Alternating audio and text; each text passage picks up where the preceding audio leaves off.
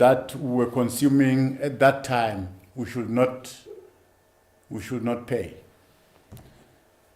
That is why I'm standing here today saying to our people, we've achieved what we wanted to achieve then, fighting for our freedom.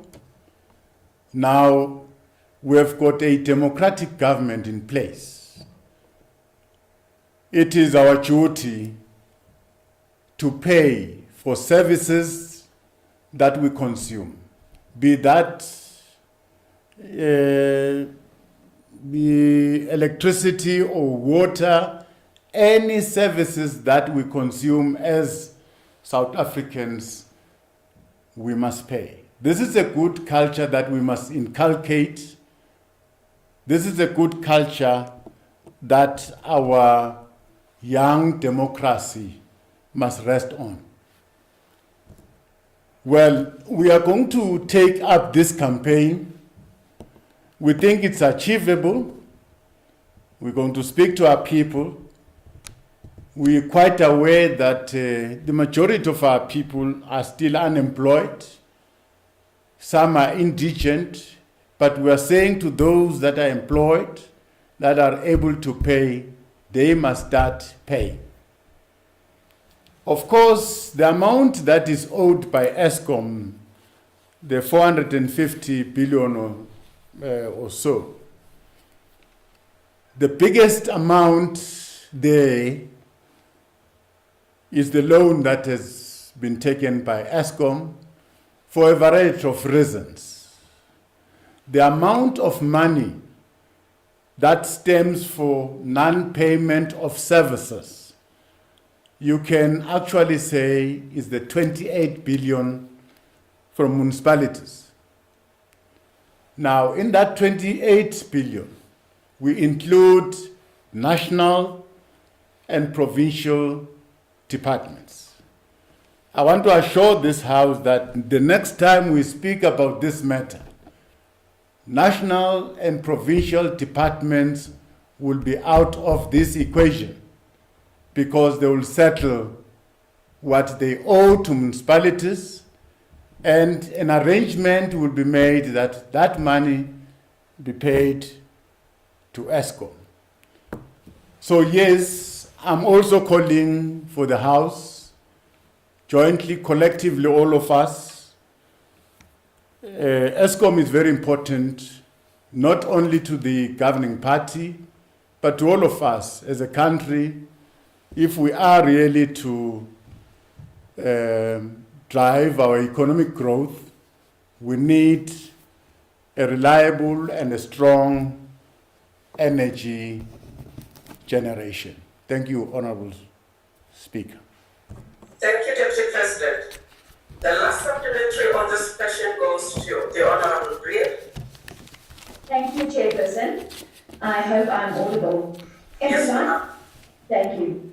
In the light of the COVID-19 pandemic, the way our economy has come to a screeching halt, the necessity to stimulate our economy and to promote job opportunities, further taking into account that municipalities need to create a conducive environment with proper service delivery to ensure businesses can thrive and prosper, as the Deputy President has said. What is the rationale to punish such businesses by declining a municipality's application to upgrade its power stations and forcing such municipalities to implement load shedding because of the limitation of supply, even though such municipalities are complying with its payment arrangements and is keeping up to date with its payments? An example of such a municipality, Honourable Deputy President, is the Ngwate local municipality in the Free State that are even switching off hospitals' electricity at this stage. Thank you, Madam Speaker. Thank you, ma'am. The Honourable Deputy President. Thank you very much, Honourable Speaker. Well, it's very important for municipalities to act in a manner that is a bit decisive, because we must stem this tide. But I expect municipalities to be always responsible. In a situation like this, I don't expect municipalities to switch off electricity in places like hospitals. As much as we need this money, all of us, I think we must be considerate of certain areas in our communities that we should, all of us, be taking care of. It's important, I'm sure we are getting to that point where those who are supplying energy will finally switch off if people don't pay. All what we need to do from now is that we must know exactly how much it's owed by who, when, so that if we switch off for the right person, for the amount owed. Even if that amount is in dispute, that person can challenge the municipality, can challenge ESCOM. But we can't just negotiate forever. At a certain point, we must insist that people must pay for services. In the task team, we are also considering the introduction of prepaid meters, so that for every service that you consume, you must pay beforehand, so that there's no problem with the service providers that are providing you with the service. There's no problem with people owing debts that they are not settling on time. Going forward, I think we must be a nation that takes responsibility for the growth of its own nation. We must be responsible for every freedom that we have achieved. Comes responsibility. Thanks, Honorable Speaker. Thank you very much, Deputy President. The second question was put to you by the Honorable Mazzoni. The Honorable, the Deputy President. Thank you, Honorable Speaker. When the President declared the state of national disaster on the 15th of March 2020, he announced the establishment of a national coronavirus command council tasked in the main with the coordination of government's response to the COVID-19 pandemic. The contribution of the Deputy President, like any other member of the executive, are made within the context of discussions and debates on agenda matters being considered by both the National Coronavirus Command Council and Cabinet. The decisions arrived at are collective decisions of the executive and not personal viewpoints. The establishment of the National Coronavirus Command Council has not in any shape or form usurped the powers, responsibilities, and functions of any of the three arms of state, including Parliament,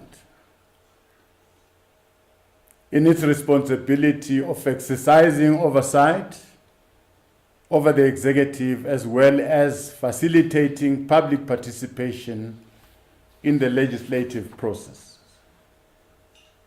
As for ensuring that members of the executive attend to their parliamentary responsibilities, we have, amongst others things, during this COVID-19 pandemic, been in constant engagement with the executive to ensure that they attend to their parliamentary responsibilities and that they continue to be transparent and fully accountable to Parliament.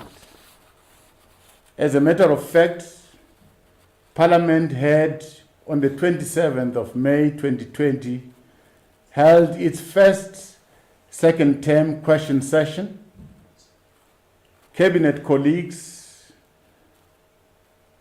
under social services and government clusters were requested to avail themselves to respond to questions during this session. They all attended, except one minister who was represented by his deputy due to other pressing commitments. In addition to this, we have written to the executive requesting that they urgently prioritize responding to unanswered written questions within stipulated timeframes, or alternatively give us reasons in writing for their non-compliance and how they intend to address this. The report we are receiving are now showing that great improvement in turnaround time and responses to outstanding questions that are being submitted. As for possible fast-tracking of any legislation, honorable members would know that we had already begun a process of compiling the 2020 legislative program with new executive bills when the state of national disaster was announced. This process was then halted by the lockdown. However, we have since requested the executive to reprioritize the proposed legislative program to be in line with government's program to address the reality of COVID-19. To this end, Honorable Speaker, ministers have since reprioritized their proposed legislation and the 2020 legislative program with new executive bills that will be submitted for cabinet approvals the end of June. This has already happened. Thank you very much, Honorable Speaker. Thank you, Deputy President. The Honorable Mazani. Thank you very much, Madam Speaker. Deputy President, now it's rather nice to see you. We were getting a bit concerned as to where you were, so it's good to see that you are healthy and with us today. Deputy President, here's the thing. We have a command council, and until very recently, no one really knew who formed part of this command council. So it was a very new entity to Parliament. Now, the problem is no one elected this command council, but Parliament, in actual fact, was elected by the people of South Africa. Now, it cannot be denied that the regulations that have come out that are devised, as you've told us today, collectively by this command council, have been a bit of a hot mess. And in actual fact, at most times, quite embarrassing for the country. It's also, undeniable that Minister Dlamini Zuma now has an incredible amount of power because she is in fact in charge of the running of this command council, given the fact that she's in charge of the Disaster Management Act. So what we have, Deputy President, is an unelected Prime Minister who's governing over an unelected sub-parliament of ministers, with a deputy president who's the leader of government business who is somewhat sidelined, and a president who's seemingly powerless. Now, why is Parliament not being used to conduct oversight on this specific command council? Because we have a constitutional mandate to conduct oversight on this specific command council. And then in response to your response, Deputy President, about the fast tracking of legislation, I must bring it to your attention that I was deeply concerned that the President announced to the Republic of South Africa that Parliament was derelict in its duty by not processing GBV legislation that was before it. We now know, confirmed by the Speaker, that there is no such legislation before Parliament. Are you, as leader of government business, going to give this House the assurance that GBV legislation is going to be fast-tracked as a matter of urgency because women in this country are under siege? The Honorable, the Deputy President. Thank you, Honorable Speaker. Well, I must correct one assertion that The Command Council. The Command Council is a substructure of Cabinet. It's a structure that has been formed by Cabinet. And who is sitting there in the Command Council are ministers. The President is chairing the Command Council. I sit as Deputy President, and we've got ministers, and we've got net joints, and that's it. Now, this structure is processing on a daily basis the impact, looking at the spread of this virus, meet and recommend certain decisions to Cabinet. So that means Cabinet is still in charge. So Cabinet is accountable in terms of its own workings. As members of Cabinet, we're accountable to Parliament in terms of our workings, what we do. Thank you, Deputy President. The last supplementary goes to the Honorable Mente. The Honorable Mente. Speaker, I'll take the supplementary question. Please proceed, Honorable Mkalipi. Thank you, Madam Speaker.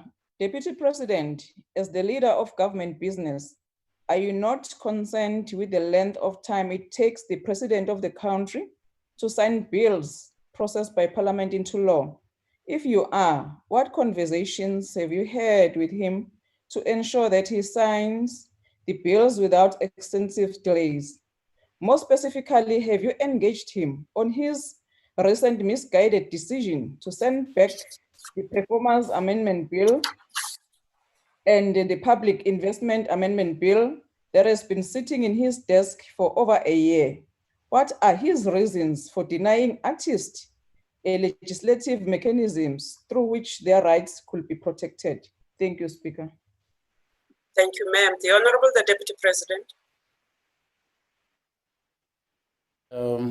And thanks for the question.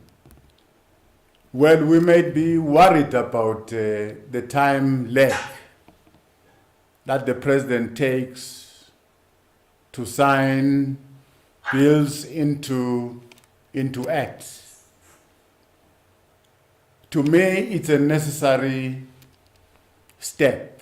It's a necessary step because the President must satisfy himself. That is the last signature on the act. Other than that, the act will be dismissed by a constitutional court, which will go back straight into where it started. Two ways. It's either you get this act to be dismissed by a constitutional court and you are given a timeline on when to amend this act. Now, already that would emanate from a court case, and then you are required to correct the situation within a certain stipulated timeline. We have got so many bills that have been referred back by our constitutional court, which is not a good thing for us. Now, the President has surrounded himself with a team that will help him reprocess. When you see the President sending a bill back, they've scrutinized the bill, they've checked everything, and they can realize that this will not pass the constitutional line. And therefore, those things must be identified by the President, unlike just appending a signature. With all the support he has, he should assist Parliament to say, no, I don't agree with this and this and this and this, as advised by my legal team. And probably that can be corrected. But what we're encouraging is that the President must apply his mind in whatever he puts his signature on. Thank you very much. Thank you very much, Deputy President. We proceed to question number 3. Question number 3 was put to you by the Honorable Shibamu. My instruction is that the Honorable Ndlozi will take care of the question. The Honorable, the Deputy President. Thank you, Honorable Speaker. We can confirm, Honorable Speaker, that we have, through the Minister of Public Enterprises as a shareholder representative, have had sight of the contents of the internal report of Eskom into the investigation of allegations against the Chief Operating Officer. As a point of departure, Honorable Speaker, we must state the importance of good corporate governance in our state-owned enterprises, especially those as strategic to our country as Eskom. In an environment of prevailing financial challenges faced by Eskom, our public should at all times have confidence in how this power utility is being managed. That is why we have appointed the board and we have put in place a shareholders' compact to guide our relationship, including setting parameters on the responsibilities, duties, and rights of shareholders, directors, and executives. At all times, we look to the board to ensure that the affairs of the power utility are well managed, including dealing with allegations of corruption, abuse of power, dishonesty, and conflict of interest, whatever such may arise. Notwithstanding the fact that we have no basis to doubt the fairness and the integrity of the investigation process as conducted against the COO. We call on the board to ensure that the recommendations are fully implemented. We find comfort in the commitment expressed by the CEO that they will act should new evidence arise. Thank you, Honorable Speaker. Thank you, Deputy President. The Honorable Ndlozi.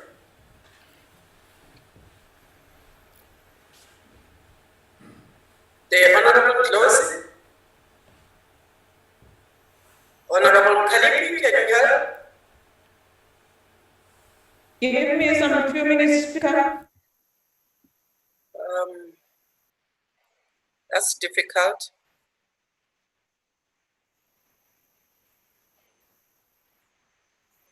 That's difficult, Sisi, because that supplementary must go to the party first. Okay, Speaker, let me try and help. Yes, ma'am. Deputy President Jan Obenholzer, as the COO, presided over illegal attempt to steal more than 40 million from Eskom to pay avenge. Zondo Commission prevented the attempt to loot from Eskom and ordered investigations. Former chairperson, CO and supplier Jabu Mabuza resigned for misleading the country about load shedding. Koko Machele and Anil Singh were removed from Eskom for allegations of corruption even before investigation. Are people whose appointment were presided over by Pravin Gordhan not subjected to the same rules even when there is evidence of corruption and they are allowed to investigate themselves? Thank you, Speaker. Deputy President. And thanks for the question, Honorable Kalipi. Now, we have got a board that we have appointed in ESCOM, and we have got a CEO.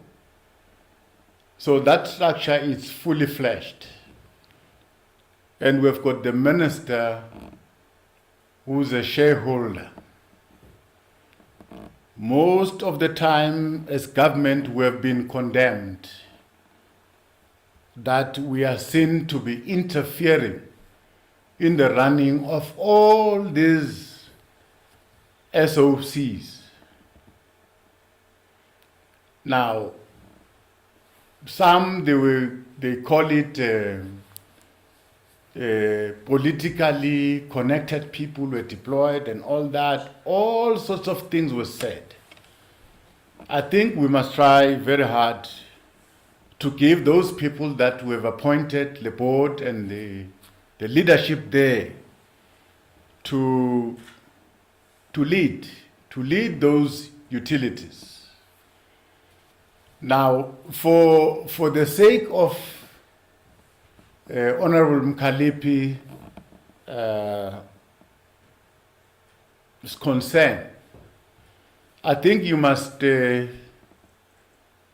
find solace in the fact that this report that we're talking about will find its way into Parliament. One day you will sit and discuss this report. This report, I'm reliably informed that the Minister of Public Enterprise will present it to the Public Accounts Committee.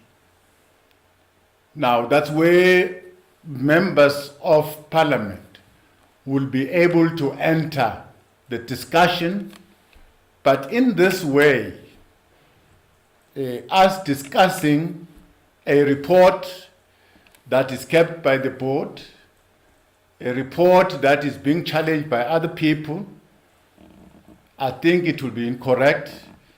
A time will come where all of us will be afforded the opportunity to discuss the report as Parliament. We can even request the report as Parliament. Thank you very much. Thank you, Mr. President. The third supplementary question, I'm advised, goes to the Honorable Mazoni. Thank you very much, Speaker. Thank you, Deputy President. Deputy President, I'm very pleased to hear that these investigations have been ongoing. And I must say that one of the proudest things in my life was that I formed part of Team South Africa, the team that uncovered the corruption that was going on in ESCOM. And at the time, criminal charges were laid against Brian Malefi, Ben Ngubane, Anoj Singh, Machele Koko, and this is just to name a few. But one of the things, Deputy President, that happened was that committee brought to Parliament a report that actually instructed Parliament to show its teeth. And in doing so, Parliament was also to lay charges and conduct a series of investigations as to why certain people hadn't appeared before the committee, and also given the evidence before us that criminal charges had to be laid. So may I ask you, Deputy President, as leader of government business, do you know how far these charges are? And do you have an intent to actually fulfill the mandate that Team South Africa gave Parliament, which is to make sure that the full might of the law is thrown at those who were the architects of state capture? The Honorable Deputy President. Thank you, Honorable Speaker. The question of fraud and corruption, it's a permanent agenda item in our task team meetings. And I must say that there's a list of more than 600 cases of fraud and corruption that are being followed, that are on our radar screen as the task team. Now, these 600 and odd cases, they are in their different phases of investigation. And I'm sure that information, when ESCOM is called to come and meet Parliament. They can always request those cases, but the best thing to do is to allow the qualified law enforcement agencies to pursue these cases. Otherwise, the more we talk about these cases in the open there and there, we might be damaging the prospects of full prosecution. So I suggest that whoever has got information about anyone should approach the leadership of ESCOM. If you are not happy about the leadership of ESCOM, you can approach the law enforcement agencies so that they can investigate those matters. But I'm sure the minister will also favor Parliament with a list of all the fraud and corruption cases that we're dealing with that are on our agenda in the task team, so that members of Parliament can be aware that ESCOM, the leadership of ESCOM, is not just sitting on their laurels. They are pursuing cases where they can reclaim some of their money. They are working together with law enforcement agencies. So yes, I'm quite satisfied with the progress that they are making. Thank you very much. Thank you, Deputy President. The third supplementary question comes to you from the Honorable M. in the House. The Honorable Thank you very much. Thank you very much, Madam Speaker. Honorable Deputy President, I can confirm that we want that report and the Minister is committed to have it sent to us by tomorrow, so we will be interrogating it. But let's get real, Deputy President. The investigation was completed in 11 working days on such grave allegations against the COO. So assuming that we accept that to be a legitimate process, and the operative word there is assuming, why is it taking so long then for ESCOM to complete all other investigations if it has got this kind of efficiency in dealing with matters? Because it calls into question the speed upon which we are moving on some matters against other matters. So are you satisfied about the credibility of the pace in which ESCOM is taking to fulfill its investigation responsibilities as part of consequence management? Because then the 600 cases that you speak about should have been finalized by now if this investigation took 11 working days. Thank you. The Honorable, the Deputy President.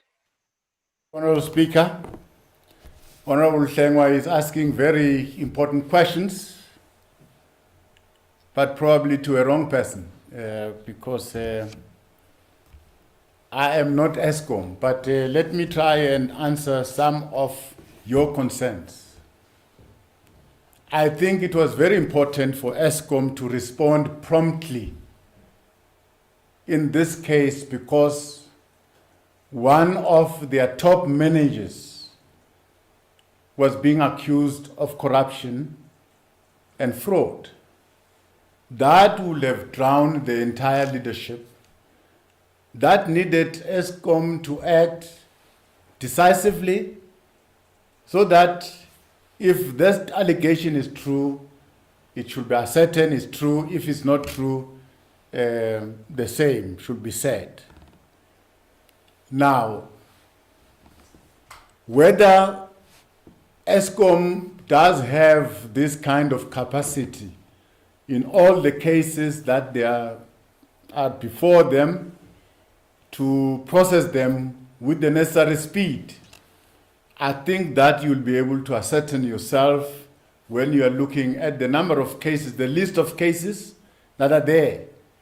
and the amount of money that ESCOM would spend in trying to follow up these cases, because in this case alone, a senior advocate was appointed externally to come and investigate. From where we're standing as government, I don't think we are suspecting anything sinister, not unless there's something that leads us to that which we can call it sinister. But from where I'm sitting, I should not really go around casting aspersions to this report. I'm happy that public accounts will have an opportunity to sit and look at the report, probably satisfy yourself about the process itself, whether the product is genuine or not. Thank you very much. Deputy President, your last supplementary on this question comes to you from the Honorable Janji. He is in the House. The Honorable Janji. Thank you very much, Honorable Speaker. Honorable Deputy President, as you sign off on this question, can you share with the House and the nation the general progress being made in the new roadmap of ESCOM, including the success of the anti-corruption drive? Ngiyacela ke unabe utyatyadule uthethe noMzantsi I Afrika. would request that you dwell and give us all the details and speak Thank to the you. South African. The Honorable the Deputy President. Thank you very much, Honorable Speaker. I can say without any doubt, Honorable Speaker, that the ESCOM that we're talking about today, it's a different ESCOM. Different ESCOM that has taken it upon itself to revive itself. We must commend that attitude, the change of attitude in the leadership, and that should happen to all our power stations. I'm happy with the program that ESCOM is following without failure of maintenance of our power stations. Yes, we agree our power stations are old, but they're doing a wonderful job in order to keep the lights on. When it comes to fraud and corruption, we want to request communities, especially in and around those communities where you find these power stations, or anyone who has got information, to work together with law enforcement agencies, to work together with ESCOM, so that we can speed up these cases that are before us and close them. It's very important that we should close this past and open a new chapter. I am confident that the fraud and corruption is being rooted out in this institution. Whether this leadership is going to succeed, it will depend whether they will have or they have the staying power to proceed, even if it's difficult. I'm also happy with all the efforts by the leadership to cut costs, to save money. Thank you, Honorable Speaker. Thank you, Honorable Speaker. The She Conquers campaign for adolescent girls and young women was born out the vulnerabilities of adolescent girls and young women in experiencing violence and contracting HIV and AIDS. The campaign core package of interventions addresses the biomedical, socio-behavioral, and structural factors that contributes to gender-based violence. In the main, the campaign was established to decrease new infections in girls and young women, decrease teenage pregnancies, increase the retention of adolescent girls in schools until matric, decrease sexual and gender-based violence amongst adolescent girls and young women, and increase economic empowerment opportunities for young people, particularly young women. The target of the campaign was to reduce sexual and gender-based violence that is experienced by adolescent girls and young women by almost 10% over 3 years. Although the term campaign suggests a limited and a time-bound effort, the project goals require and deserve a longer-term footing and even wider application so that we can appreciate the impact. The campaign has, since its launch in June 2016, had more than 90,000 adolescent girls and young women that have received post-violence care, and nearly 19,000 young boys and girls have participated in violence preventing programs in the 22 priority sub-districts. Under the umbrella of the campaign, the South African National AIDS Council Social and Structural Technical Task Team provided substantial written inputs into the National Strategic Plan for Gender-Based Violence, with a specific focus on the intersections of HIV and gender-based violence. The National Youth HIV Prevention Technical Working Group developed a standardized HIV prevention risk assessment tool, which included gender-based violence screening questions, helplines, and referral tools. The gender-based violence prevention services that educate and empower adolescent girls and young women on safety and health include interventions that are community-based, multi-sessions, delivered through contact sessions in schools, and community engagement.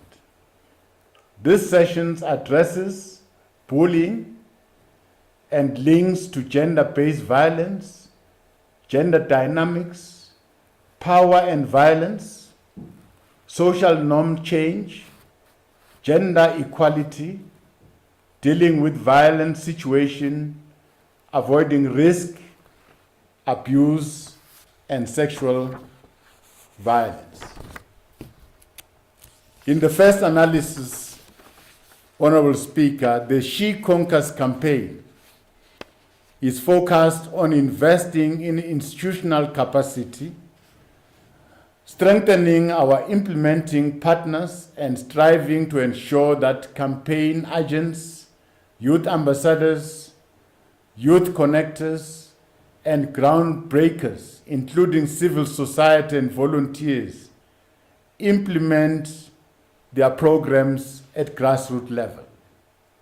In this instance, multimedia campaigns were implemented to intensify effort in raising awareness of the child protection risk of lockdown, including sexual and gender-based violence, as well as providing targeted support through remote case management and physical visits to vulnerable households.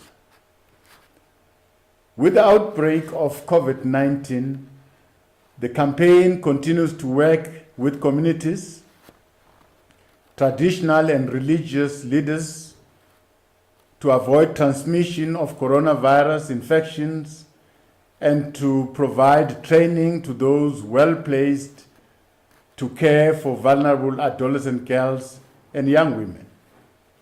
During the lockdown alert level 5 and 4, community gender-based violence prevention services that educate and empower adolescent girls and young women were not available due to lockdown regulations and restrictions. However, during the same period, biomedical and psychosocial services were available and continue to be available during lockdown alert level 3. Staff that is providing trauma containment and immediate health support continue to work as essential staff, and so did linkage officers who provided virtual follow-up and psychosocial support services to clients. Honorable Speaker, it is now evident that COVID-19 and the lockdown has brought along an increase in cases of gender-based violence. Empirical research and data trends have shown that adolescent girls and young women face enormous hurdles that impact on the quality of their lives in various ways, including adverse effects on their education, on their personal safety, on their rights over their bodies, on their health, on their peer support, social connection, and their economic prospects. The need for the She Conquers campaign is more important during this time and gives us an opportunity to go back to the drawing board and to adopt a different approach in uprooting this social cancer from our society.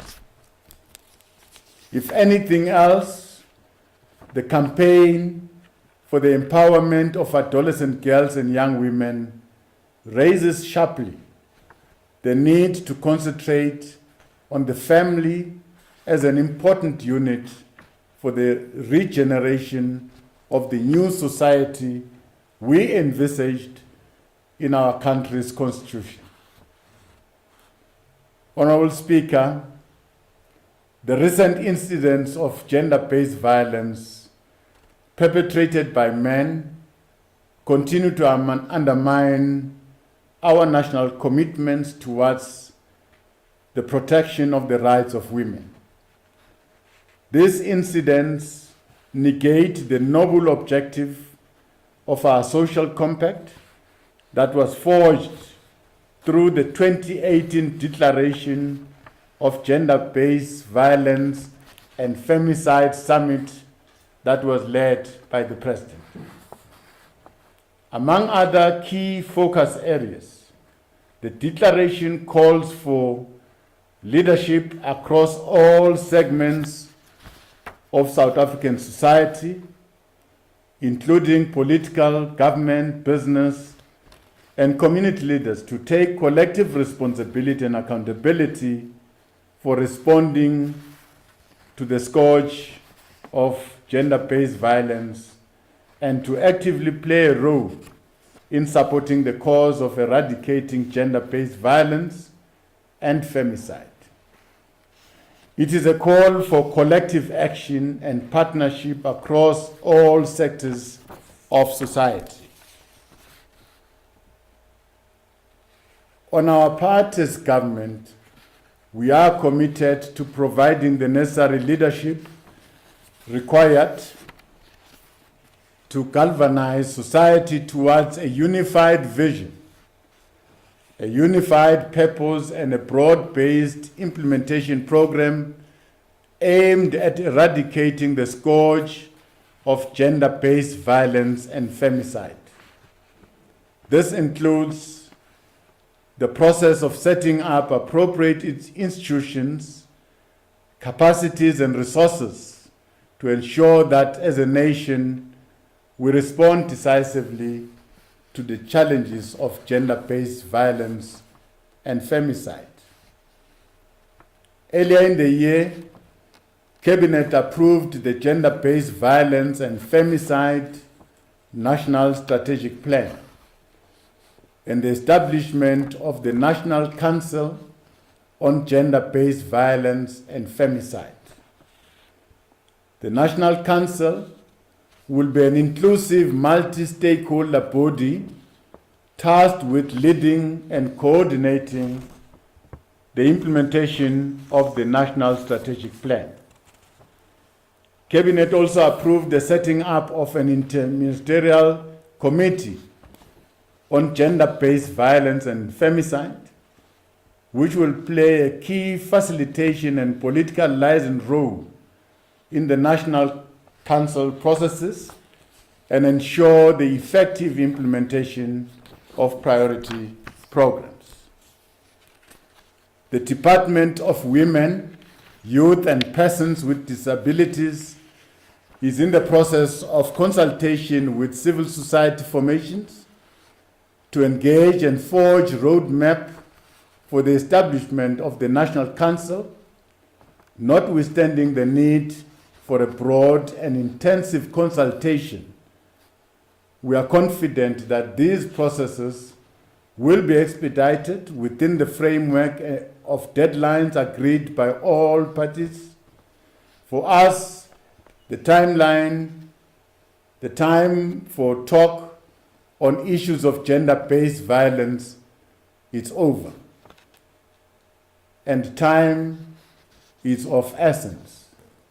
We need to act and act now.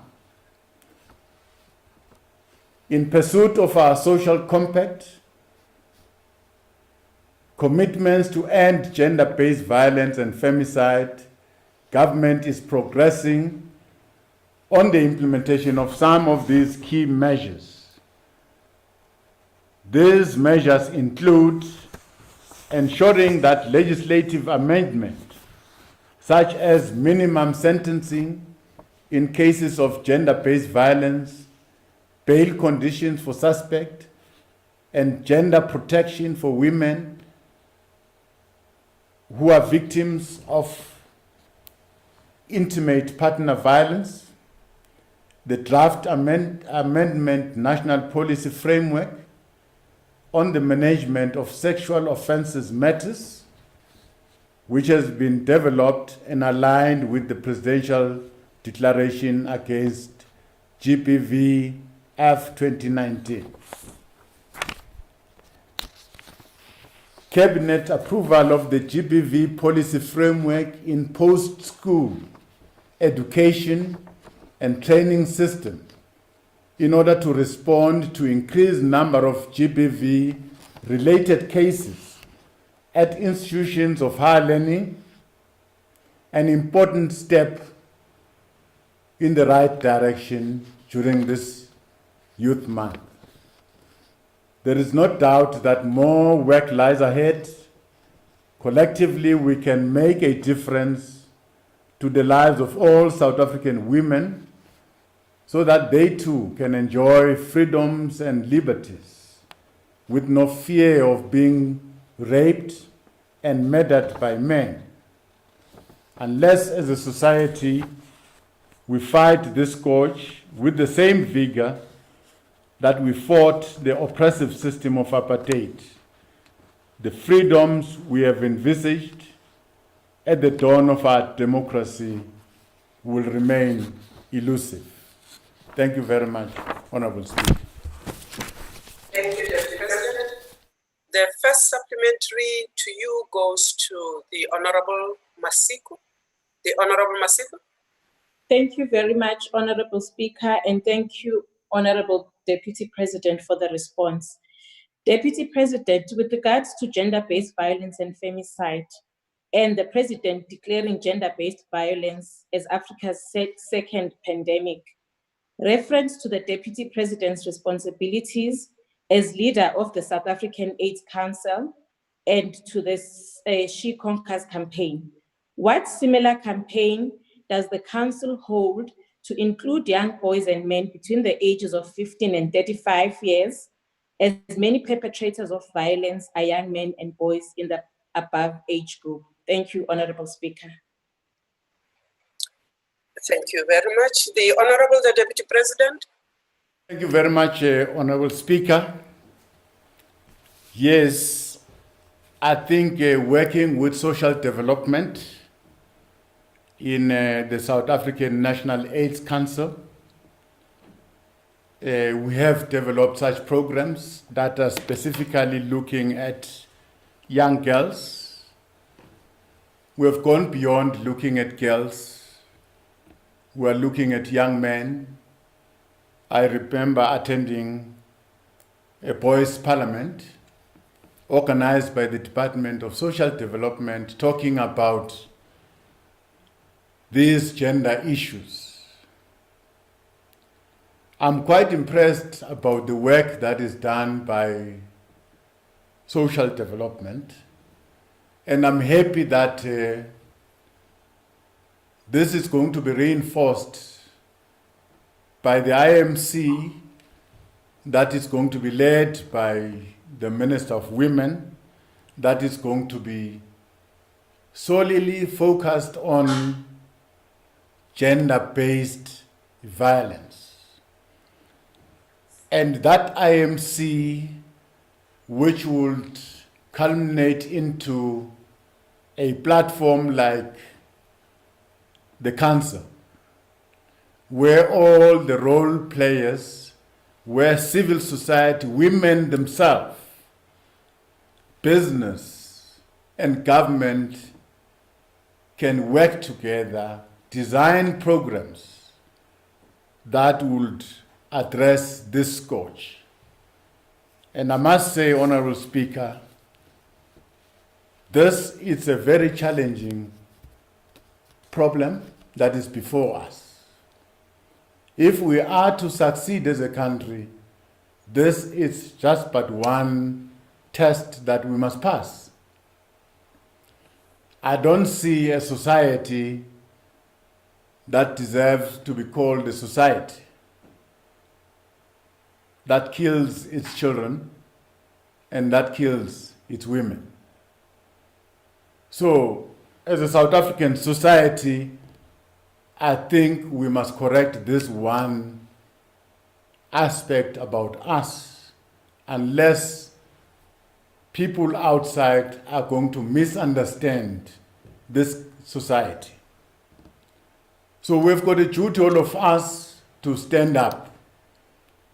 We are calling everyone. Let us not leave this matter to women.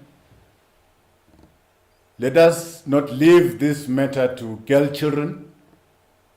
Let us not leave this matter to boys, to men. We must make it a collective responsibility. Thank you very much. Thank you, Deputy President. The second supplementary question will be taken by the Honorable Thrim through the virtual platform. Honorable Thrim, you've got the floor. Thank you, Honorable Speaker. Honorable Deputy President, your position as the leader of the National AIDS Council carries with it a weighty responsibility. On the one hand, we have 240,000 new infections per annum and 71,000 deaths in South Africa due to AIDS-related illnesses, while on the other hand, we now have the effect of COVID-19 on those already infected with HIV, particularly on young girls, women, and the vulnerable among us. Now, Deputy President, it has been widely reported that the new COVID-19 trials are to include those infected with HIV. Can you inform this House of the empirical process involved in the conducting of these trials, such as whether it will involve double-blind tests and whether the vaccines contain human fetal or animal DNA and or aluminium or mercury elements, as allegedly found in some vaccines produced by Big Pharma and the Gates Foundation, where Africans and Indians were used as experimental guinea pigs. Surely, Deputy President, she and all lives matter. Thank you. Thank you, Deputy President. As I return you to the capable hands of the House Chairperson Boroto. Thank you very much, and thanks to everyone in the country. We have gone through a period where we were denialists to a point where we confronted the pandemic.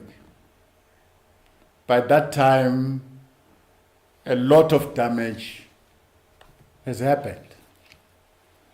I'm happy to say, as a country, we are now confronting HIV and AIDS head on. Our people are testing, and our people are taking drugs. Of course, we're still aware that there's a missing number out there that is not in our system, that has been infected. So we are going to continue, given time, to go behind those that are still missing there. We know we've got HIV cases that are missing, they're out there. We know we've got TB cases that are missing, they're out there. Probably what has preoccupied our mind currently is the coronavirus. Now, the relationship between the two pandemics, all what we know is that for those that have got comorbidities, they're easily affected by the coronavirus. Well, scientists can attest to that, because we are told that HIV and AIDS affect your immune system, and all those that their immune system is down and weak can easily be affected by the coronavirus. As much as we are trying to live along with the coronavirus, we are trying to wear our mask, we are trying to observe a social distance, we are trying to clean our hands, wash our hands. As long as there is no vaccine on the table, we'll have to find ways and means to live with the virus. And we must keep safe. Fortunately, as a country, we have not gone down in terms of our stock level, in terms of all the other diseases. With respect to HIV and AIDS, I think we have got our stock levels in terms of ARVs, they are at an acceptable level. So we're quite happy that all our people affected by HIV and AIDS are still in a position to receive their treatment, as much as we are overburdened by the coronavirus. So we are handling all these challenges together. The main important problem that is before us is the gender-based violence that has shown some signs of increasing during this lockdown period. Very worrying. So there are efforts in the office of the presidency to set up structures that would respond to this scourge. Money has been set aside to respond to the scourge of gender-based violence.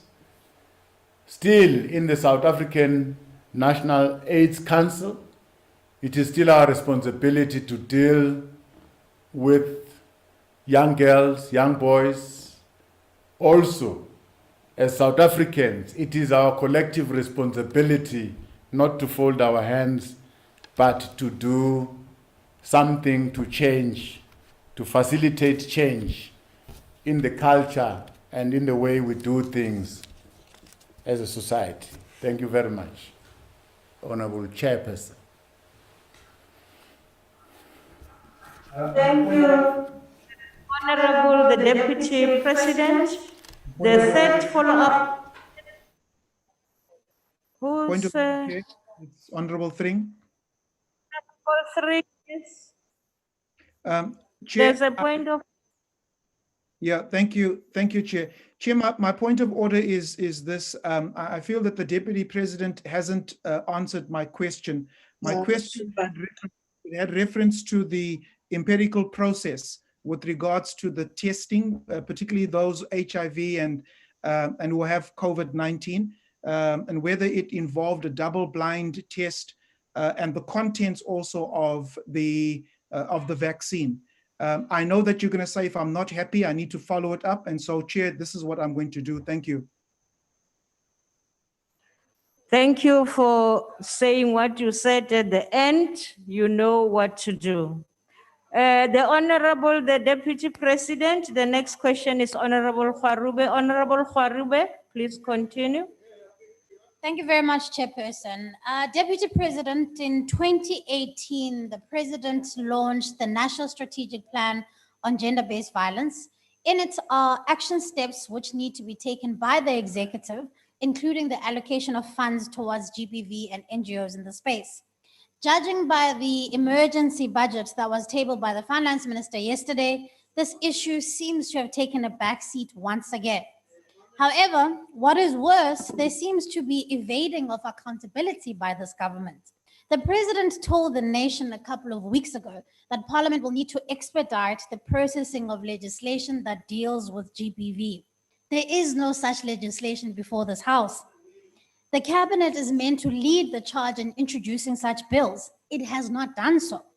Will you concede that the President misled the nation by saying this? And what will you, as the link between the executive and Parliament, do about it?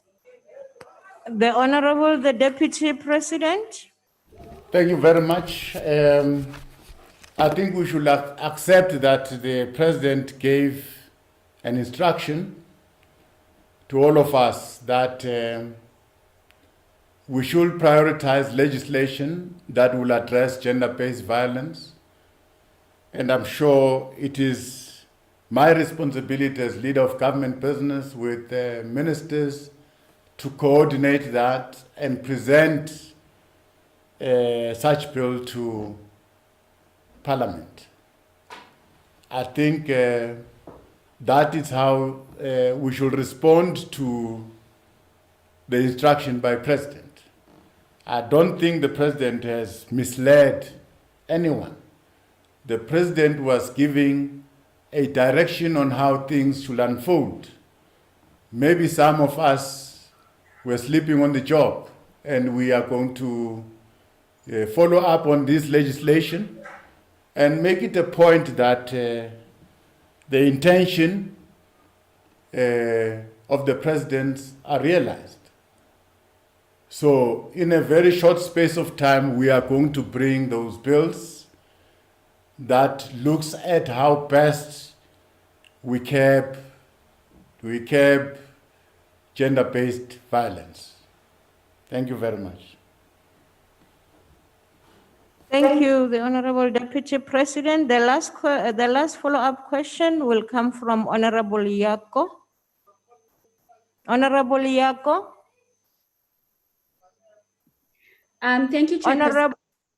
Can you hear me? Thank you, Ma. Continue.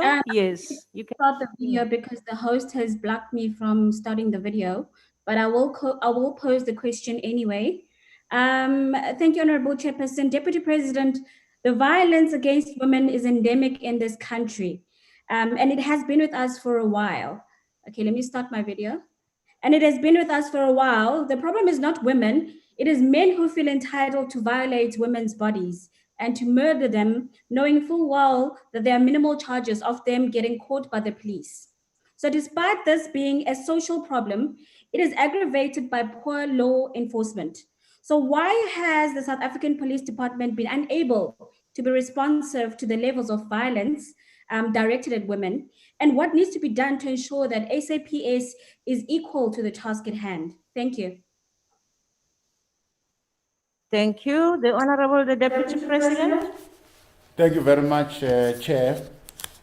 I think we appreciate the fact that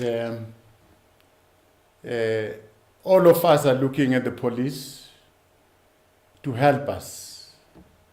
But I think we should agree that we can't have every policeman for every individual in the country. And you'll agree with me that some of this gender-based violence happenings are happening between people who love one another. And they happen in areas where police cannot suspect anything. This is the problem with this gender-based violence, that we've got people that who claim they love one another, and all of a sudden the woman is being killed. There is something wrong about the way we have been socialized, the way we grew up as men, as boys. There's something drastically wrong. We can blame police, we can blame so and so, can blame so and so, but I said as family we must take responsibility how we socialize our children. Of course, we are going to do all what we can do, implement all the programs to try and mitigate the impact. But it is a societal problem. It's a societal problem which involves the way we mold and shape our offspring, the way we mold and shape our young ones. We must deal with that.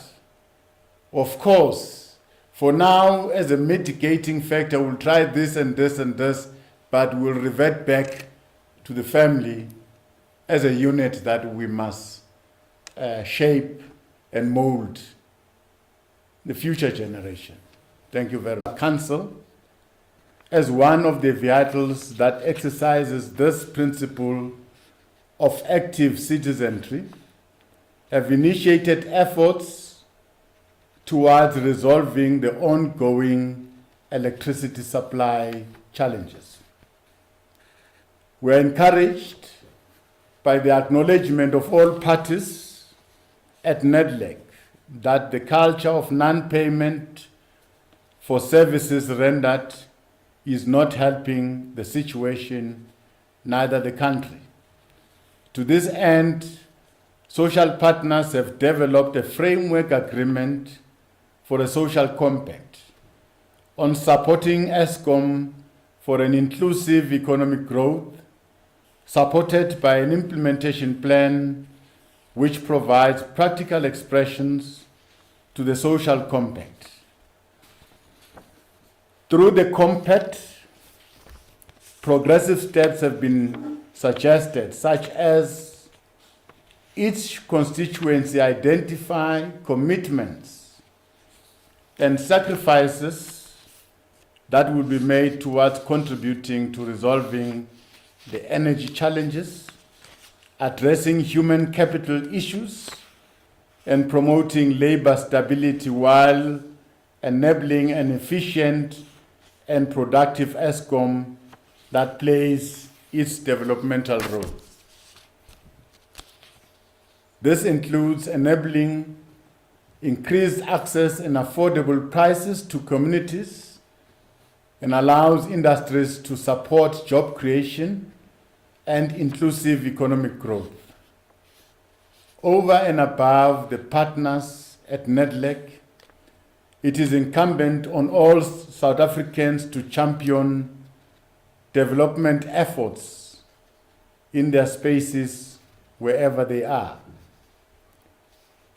Through the ESCOM task team, various strategic role players are put together with an aim of developing a comprehensive approach and coordination of efforts to ensure that the power utility is supported in the implementation of its turnaround plan. We are pleased to announce that there is a noticeable and improved coordination at government level with ESCOM and SALGA in developing creative strategies to increase optimal performance of the utility whilst ensuring security of energy. To this end, SALGA has mandated municipalities to embark on a rigorous debt collection and restructuring process in an effort to recover debt owed to them and to curb escalating ESCOM and water boards debt.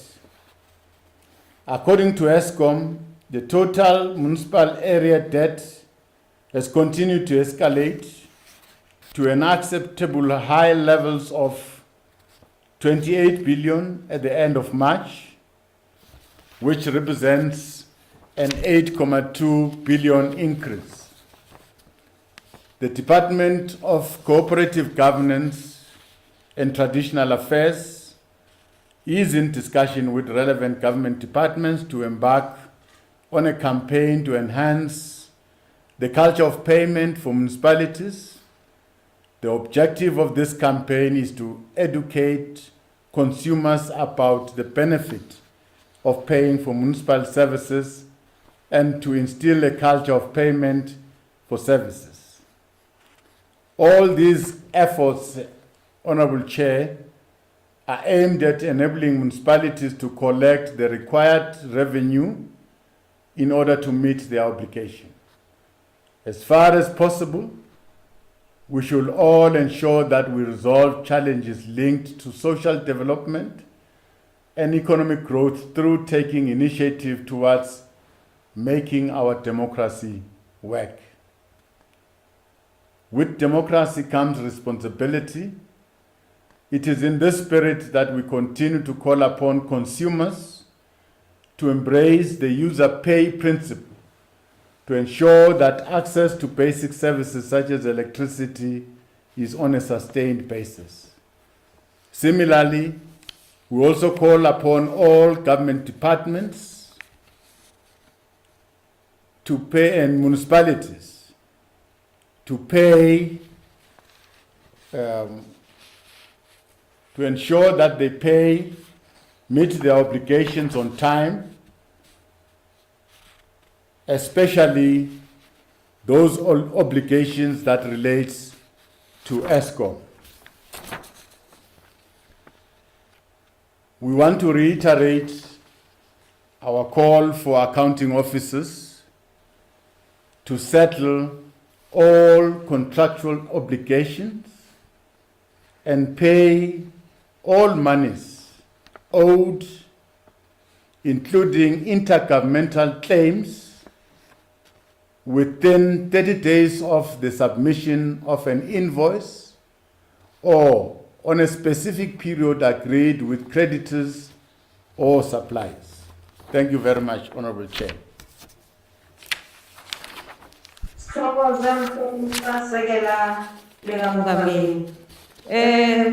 Honorable Hlengwa will take charge of the question as asked by Honorable Ngwezi. Honorable Hlengwa. Thank you very much, Honorable House Chair. Mr. Deputy President, we have heard all these things in this House before and in various committees of Parliament, but in spite of us hearing it, as you correctly point out, ESCOM debt by municipalities continues to escalate as it stands at now 28 billion rands at the end of 31 March 2020. So we've been down this road before and we've heard all these noble plans.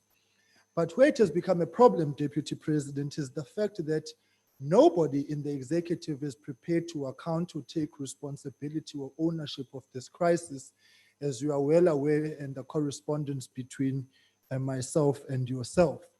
So now that the matter is squarely on your table, can you confirm to this House that you are prepared to take responsibility and accountability to ensure that the programs that you have set out now will actually be realized, so that when Parliament wants to hold people accountable, there will be somebody who will be seated in the hot seat?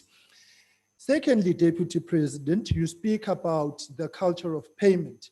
At some point, ESCOM was rolling out prepaid meters, which was an intervention to help under the circumstances. That has stopped. So what will you be doing to ensure that it becomes part and parcel of the mix of options available to citizens in actually as they want to have their electricity? Because some people are having the electricity cut off as we speak now during these very difficult times of COVID, because municipalities are not servicing their debt. So I hope, Deputy President, that you can confirm now that if we want to talk to somebody, it will be yourself. Over the past 3 years, we have been chased from pillar to post as the executive bluntly refuses to actually take ownership and responsibility of this problem, which continues to escalate on your watch. Thank you. Thank you. I just want to remind all of us before the Deputy President responds about Rule 142, number 7. You cannot ask more than one question. The Deputy President.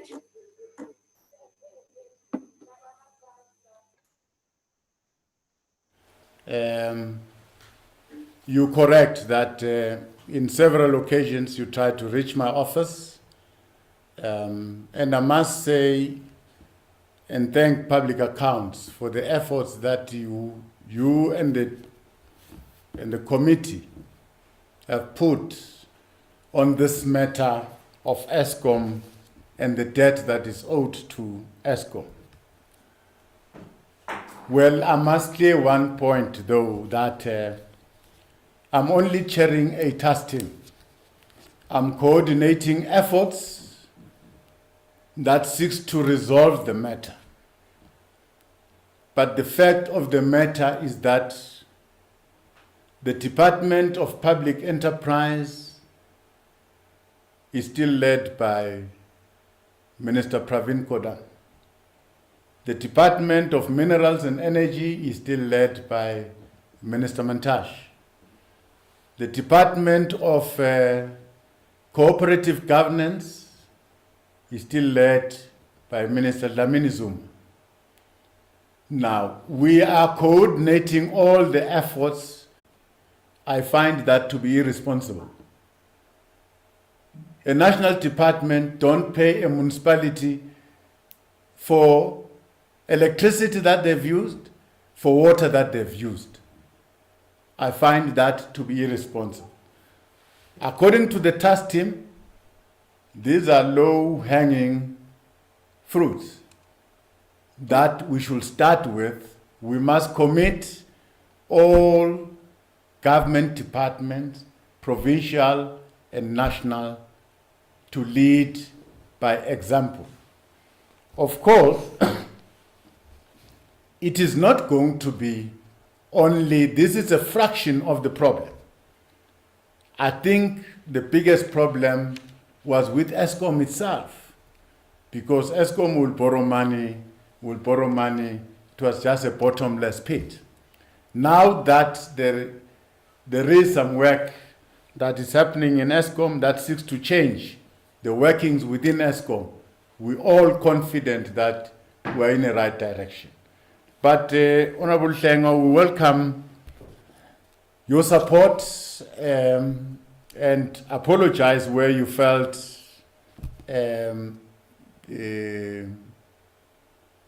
not really acknowledged with all the attempts that we're trying to do to solve a problem.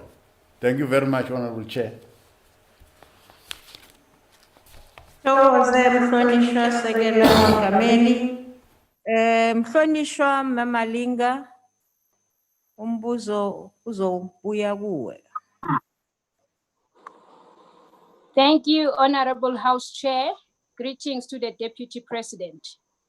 As the economy opened up for alert level 3 and will later open for other alert level of the national lockdown, the demand for electricity supply will increase, leading to increasing load shedding.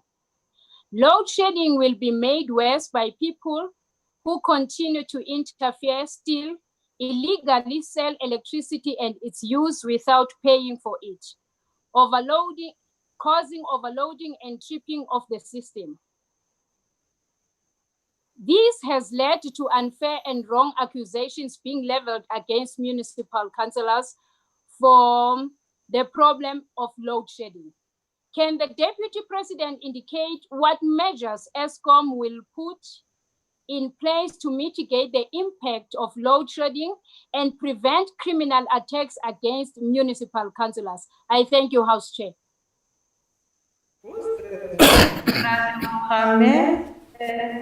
Mhlonishwa, Deputy President. Thank you, Honorable Chairperson. I think we must say that as we stand now, as things stand, the amount, our generation capacity is at the required level. Load shedding only happens when the demand is more than what we can generate. Then we must start rationing the energy. As we stand now, the available energy in our grid, it's almost 31,000 megawatts. At any given time as a country, we can utilize 29,000 megawatts, 30,000 megawatts.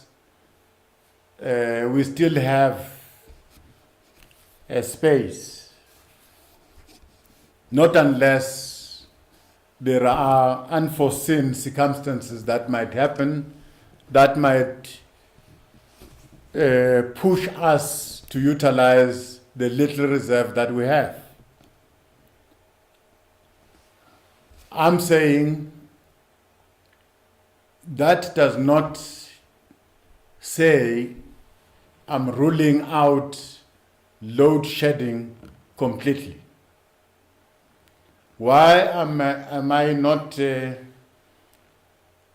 ruling load shedding completely? It's because we are operating plants that are old. Just 2 days on Tuesday, we had an unexpected breakage where we've lost 4 units in Litabo, in Mabuza. Now, those are big units that we've lost, and I think we've lost a certain amount of megawatts. Such incidences can disrupt ESCOM.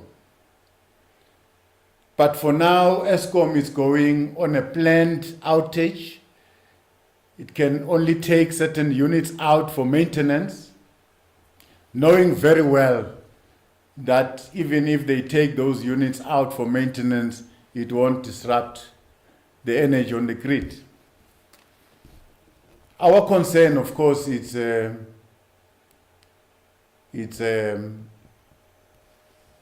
illegal connection. Illegal connection, it's a very funny phenomenon because you are taking energy from the grid, you steal this energy, and you have not been accounted for. You have not been counted as the recipient of that energy. So,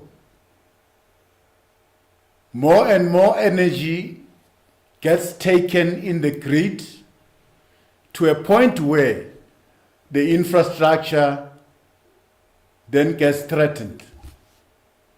That is why at a certain point you'll see a generator that will burn because it can't handle the fluctuations.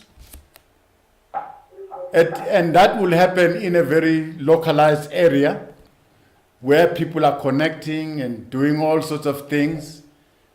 A localized generator can't handle those fluctuations, so that infrastructure can be damaged. If ESCOM does not respond timelessly by switching off that infrastructure, it might lose that infrastructure. So this accounts for all the outages that you have seen in Soweto over the past few days. Because that happens between certain peak hours where people are connecting into the grid illegally, overloading the grid, and somewhere ESCOM must step in to protect the network. Of course, we'll still have to take a discussion on how best to secure the network, because some of the transformers are getting stolen, electricity is stolen. That means there's a lot of security threats. ESCOM is exposed to a lot of things. So one thing that we must deal with if we want to get ESCOM right is to strengthen security around the infrastructure owned by ESCOM. Thank you very much. Thank you, Deputy President. Honorable Kunewald will ask the third follow-up question. Thank you, Honorable House Chair. Am I audible, Chair? Yes, you can continue. Honorable We Deputy can hear President. you. Honorable Deputy President, with ESCOM shifting the burden of load shedding to municipalities that are in arrears, but only supplying the notified maximum demand to such municipalities, like the government-Beki municipality, what steps are the Deputy President taking to lessen the burden due to illegal connections and ensuring that those ratepayers that pay their accounts diligently, as well as businesses trying to build the economy, especially now in the COVID-19 pandemic period, are not being unfairly penalized due to municipal mismanagement, corruption, theft, fraud, nepotism, and unreasonable price hikes? Thank you, Honorable Chair. Thank you, Honorable Groenewald. The Honorable the Deputy President. Thank you, Honorable Chair. It's a fair question because in every municipality we've got people that are honestly honoring their payments. And those people get affected blanketly like the rest. For instance, I've paid my rates and taxes, I've paid my electricity, but because of illegal connections, ESCOM then gets to switch off the entire infrastructure. Then I get affected, but I've paid. So these are issues that we are going to take forward as we discuss, but it all boils down to security issues that we must be able to separate those that are paying for their services, those that are stealing, so that they can be arrested, and municipality must ensure that people do pay. And if they pay, municipalities must pay to ESCOM.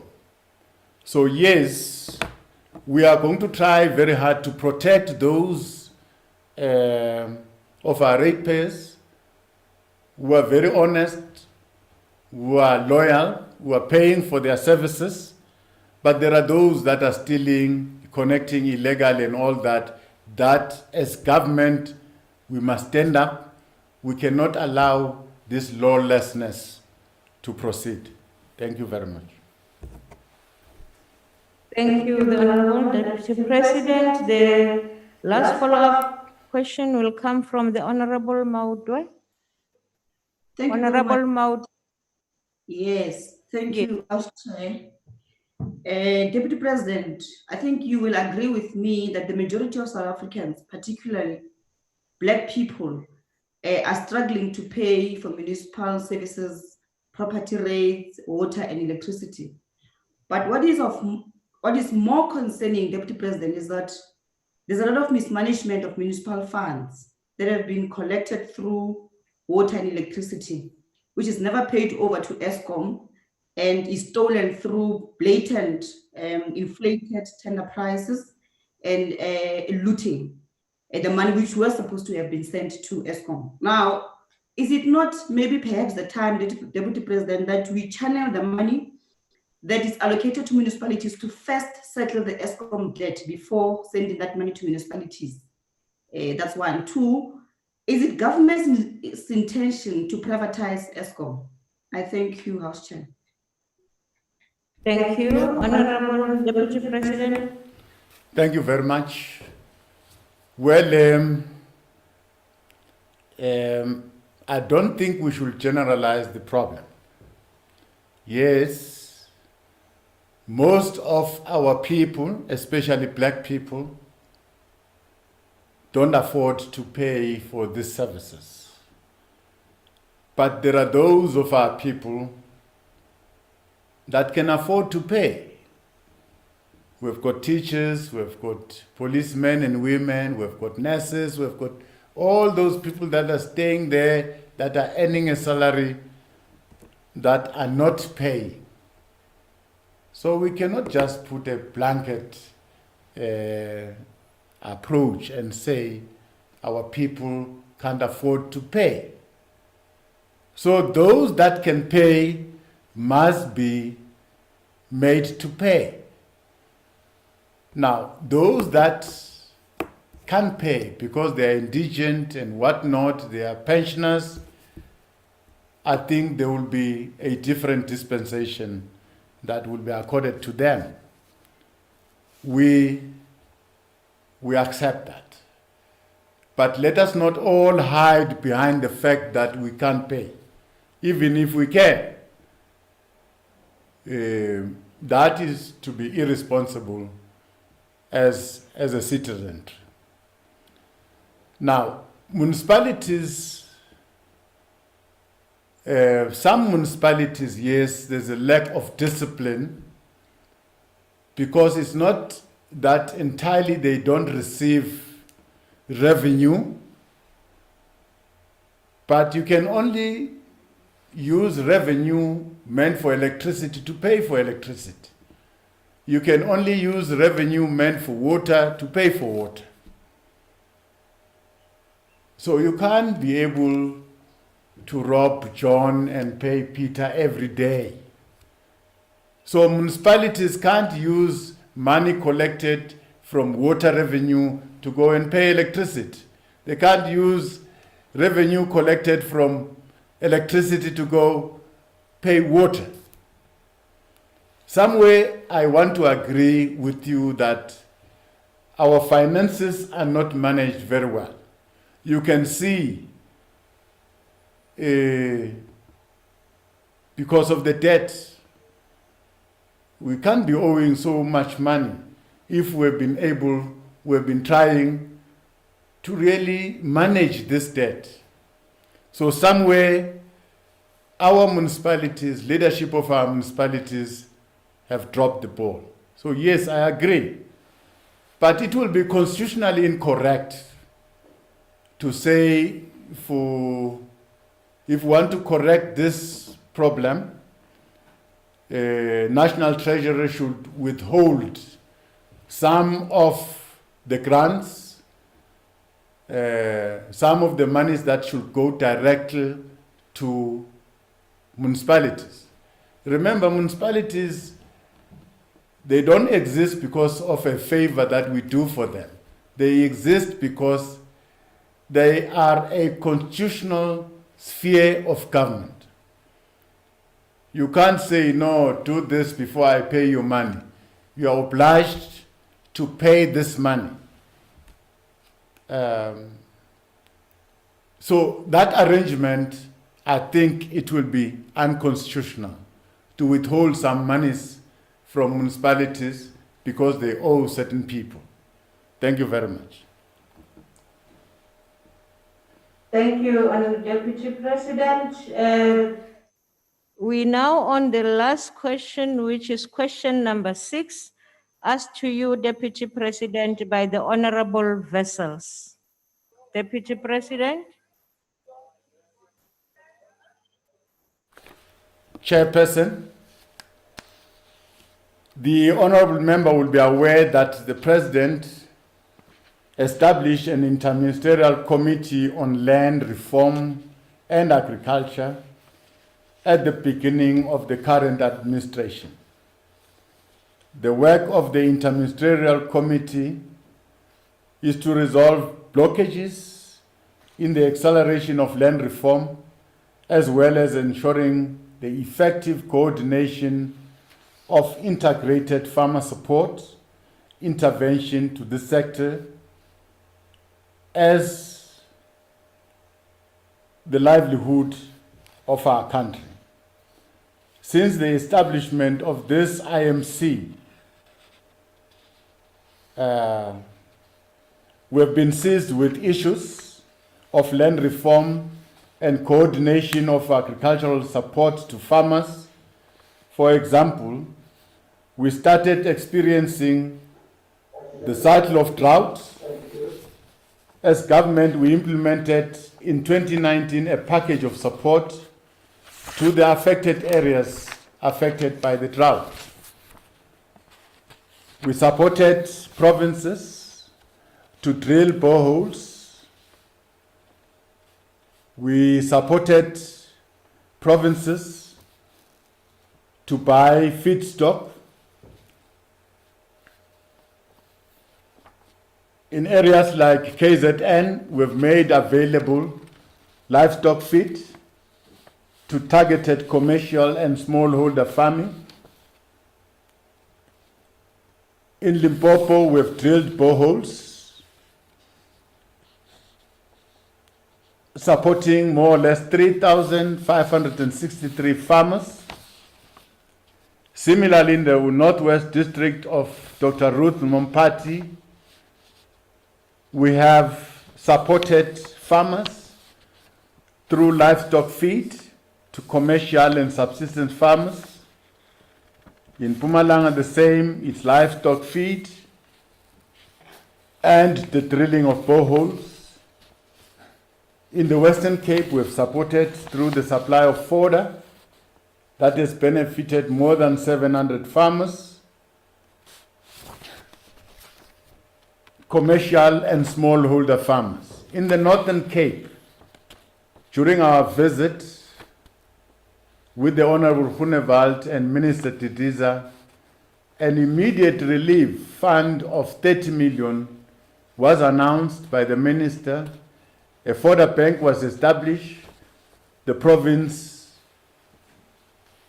embarked on a planting of maize and lucerne for fodder supply, and moreover, the extension of irrigation and input costs for fodder production, which benefited almost 8,000 farmers.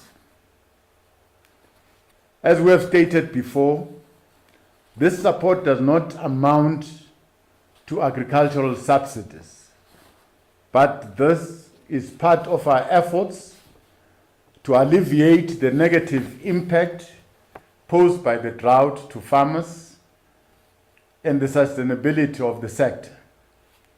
Government will continue to act as swiftly as possible in responding to challenges faced by farmers, especially in relation to drought and in accompanying effects of climate change. Among other interventions, we'll be able to continuously provide early warning information and drought coping strategies. That is why, considering the impact of persisting drought condition in many parts of the country, on the 4th of March this year, the Minister of Cooperative Governance and Traditional Affairs declared South Africa a national disaster area. In implementing this decision, the affected provinces were advised and given the necessary allocation, and in response, they needed to present their business plans on how the indicated allocations are going to be utilized. The national lockdown disrupted this process, as movement which could have facilitated engagement with affected farmers was now becoming more and more limited. After the lifting of Alert Level 4, the Minister of Agriculture, Land Reform and Rural Development and the Minister of Culture once again requested provinces to act on this matter in order to ensure that affected farmers are duly supported. We expect that the business plan will take into account the diminishing fiscal resources and the negative impact of COVID-19. This calls on government to reprioritize the available resources to respond to the impact of the pandemic. This means that resources may not always match the need on the ground, including on this issue of the drought. However, as government and all the stakeholders in agriculture, we should work together with a common purpose in ensuring that we optimize the usage of our limited resources to sustain this important sector and save the jobs.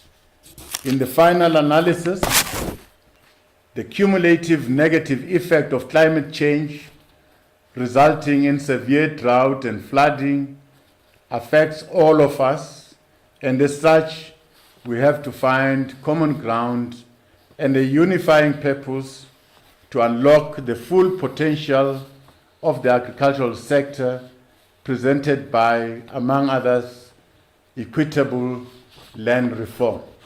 Thank you very much, Honorable Chairperson. Baie dankie, Madam President. Of parallel results, there's no e-sedate om die vraag te vra. Dankie agbare huisvoorsitter. Honorable Deputy President, I know that you are aware of the devastating effects of the multi-year droughts, and as you've mentioned, you visited a lot of those farmers that are facing bankruptcy or have already been gone bankrupt. For every commercial farmer that goes bankrupt, there are jobs lost, and it threatens our food security. And with all due respect, Deputy President, boreholes do not solve the problem. Boreholes do not assist in the financial woes of these farmers. Why is it then that since the declaration of the national state of disaster on the 4th of March, none of the 139 million rand allocated to the disaster has been spent? And the money and the interventions that you mentioned, Deputy President, a lot of those money spent on feed and fodder has gone lost because of corruption. And you do know that. You know of the situations in KwaZulu-Natal. You know of the situations in the Free State where the distributors sold the fodder that should have reached farmers. But the essence of the follow-up question, Deputy President, is it not time to prioritize assistance of commercial farmers who are providing food to more than 70% of South Africans and who are creating jobs in this very difficult time? I thank you. Thank you. The Honorable Deputy President. Thank you very much. It is in our interest as government to try and support all farmers without really becoming selective. Of course, I get your point that our commercial farmers are putting the food on our table. So you are saying leave the small farmers and support the commercial farmers. In fact, I will say no, assist both. Now, we have received the distribution of the money of the 139 million from the department. The Northern Cape will be given 36 million of that money. I think they're in the process of finalizing the paperwork. Western Cape will be given 25 million. The Eastern Cape will be given 35 million. Limpopo will be given 18.5 million. Mpumalanga will be given 12.5 million. Northwest will be given 8 million, and KZN will be given 4 million. Nothing at this stage for Gauteng province and Free State province.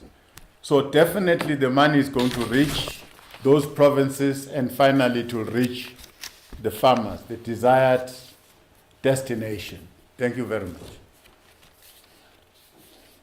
Thank you. Honorable Masipa. From Honorable Masip. Thanks, Chair.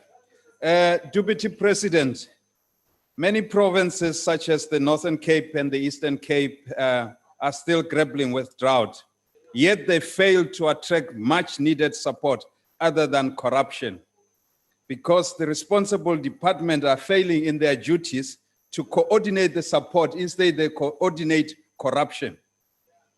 So my question to you, Deputy President, is can you tell this House and the farmers out there that are struggling as to what have you done to hold the executive to account regarding the uncoordinated support from COGTA, Department of Agriculture, Treasury, and Water and Sanitation, so that they become quickly responsive to the plight of our struggling farmers? I thank you.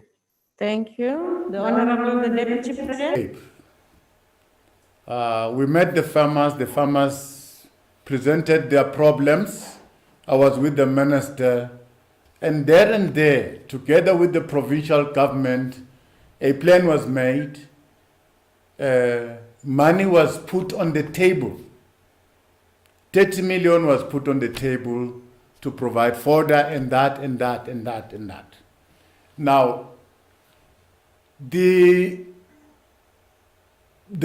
premier there requested us to say, we've been applying that the province should be declared a disaster area. Can we be assisted? And definitely when I left there, I presented the case to Minister Dlamini Zuma, and she took up this matter, and there we are. A national state of disaster was declared, and this 139 million was made available. Remember, the benefit of declaring a state of disaster is not only because you'll receive money, but it says something about the money you owe as a farmer, the kind of debt you hold with the bank, because that can be renegotiated because there is an understanding that there is a disaster. So in a disaster situation, conditions get relaxed. So with the Northern Cape, I'm proud and happy in the manner the Premier handled the process and working together with the farmers. And in addition to the situation in the Northern Cape, the Department of Agriculture allocated its land to the department, to the government of the Northern Cape, so that they can grow further to assist farmers. Some of the farmers were relocated next to the Orange River. So there's been a lot of work that has been done to try and rescue some farmers that were dying. Of course, I don't rule out corruption in areas where corruption has been noted. I will be happy for the honorable member, because when we're in this house, if we talk about corruption, we must come close to presenting the evidence of that corruption. My office is available. I want to follow up on these issues of corruptions so that we can root it out. It is our responsibility, all of us, to root out corruption. Thank you very much. Thank you, Deputy President. Honorable Sheikh Imam. Thank you, Honorable House Chair. Deputy President, in respect of agricultural support, you will agree with me that firstly, as a result of the drought, and now very importantly, as a result of COVID-19, we are going to have an increase in unemployment. The poverty, there's going to be a rise or increase in the level of poverty in South Africa. Now, if you take many of the areas, and I want to give you some examples, Deputy President, Sitsikama, Woodlands, Storms Rivier, and all those areas which has fertile soil, beautiful land with water and all the resources, will you consider as the leader of government business together with the relevant departments, rural development, agriculture, to be able to put in place some mechanisms to identify unemployed people in these areas that you can make into successful potential farmers, not only in the agricultural sector, but also in the fishing industry. Now, what they find is, and what they're looking for, and like you've always alluded to, the ANC is a caring government. Now, those people are looking for this caring government to come and care for them and lift them up and change their lives for a better, reducing the unemployment, but also developing these rural areas into semi-urban areas. Thank you, Deputy President. Thank you very much. I think,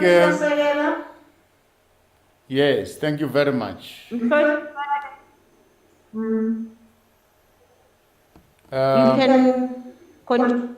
Okay. Thank you very much. Let me welcome the suggestions. We are going to take this suggestion to the IMC. Of course, the Minister of Agriculture and Rural Development sits in the IMC so that we can pursue some of the suggestions. We are going to invite the Minister of Forestry and Fisheries, Minister Barbara Chrissy, to try and explore some of these options that you are proposing. Of course, we are mindful that post-COVID-19 is going to be a very difficult period. We are ready to face this period. We're going to be creative. We're ready in the IMC to do everything in our power to get our people back into tilling the land. Thank you very much. Siyathokoza. Umbuzo wokugcina. Inkosi Zwelivelile Mandela. Ithuba ngelakho baba. Thank you, House Chair. Honorable Deputy President, the drought-stricken areas have exacerbated the plight of the rural small-scale farmers and hampered their potential to grow and develop their farming activities into viable commercial agricultural enterprises. What are the most pressing considerations that the Interministerial Committee is looking at in terms of availing the much-needed support to small-scale farmers devastated by the impact of drought And secondly, how will coordination at the level of the IMC ensure the speedy allocation of water licenses to small-scale farmers, particularly in deep rural areas? I thank you.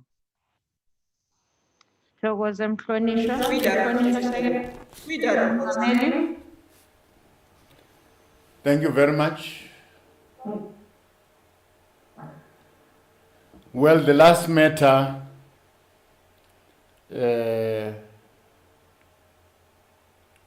by the honorable member, Inkosi.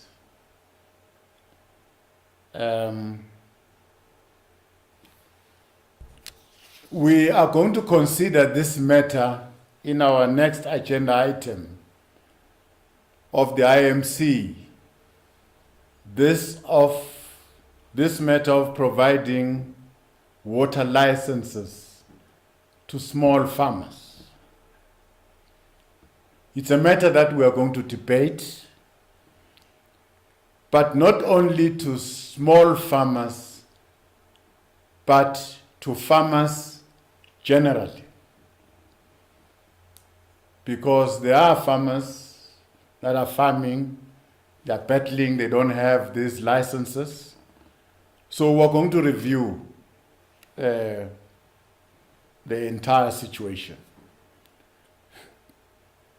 But of course, you can talk of giving out these water licenses, but we are faced with a big problem of a drought. That means you don't have a water source. So uppermost in the minds of the IMC is to expand our sources of water.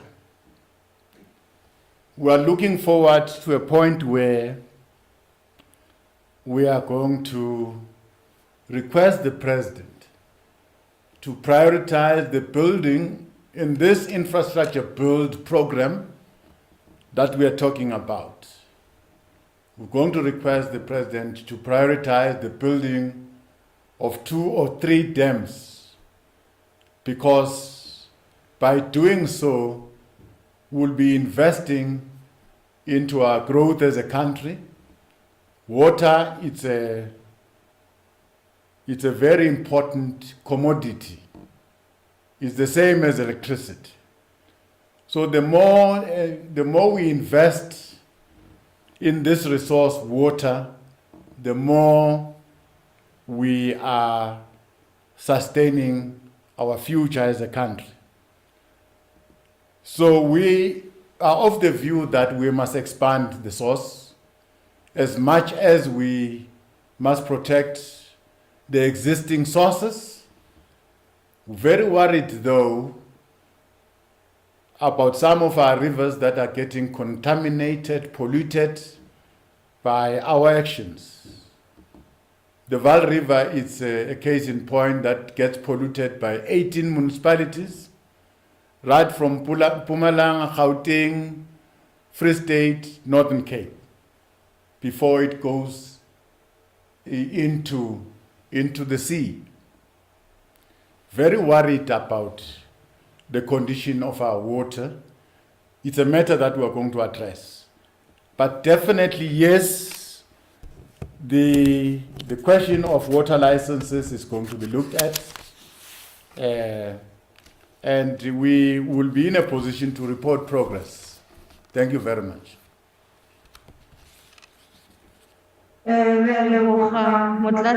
Presidente.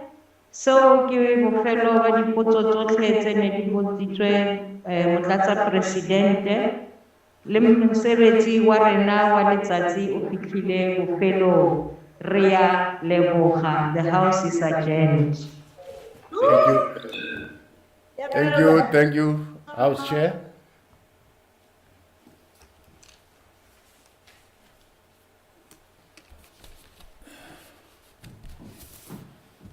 How did it go? It went very well. Okay.